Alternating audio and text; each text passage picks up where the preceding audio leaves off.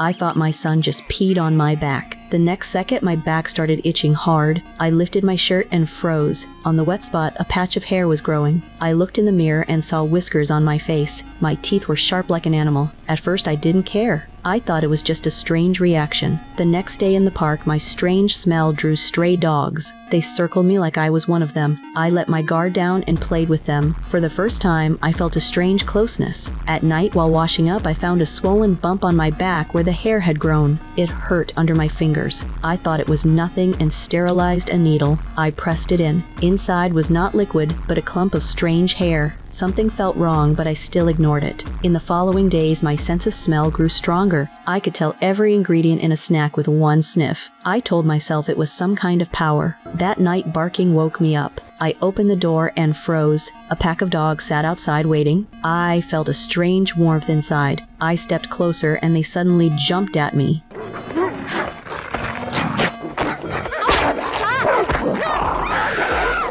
The next morning, I told my son about the nightmare. He walked in holding a dead mouse. I signaled him to throw it away. I ran outside and froze again. Our doorway was full of animal bodies. It was not a dream. I had hunted with the dogs last night. I knew I was changing. I went to the library to find a book about women turning into dogs. The librarian looked at me strangely, but gave me one. My symptoms kept growing. In a restaurant, I tore into food like an animal and barked. My son laughed. People stared at me. The librarian saw it and said he used to do the same to make his kid laugh. He called me a good mom.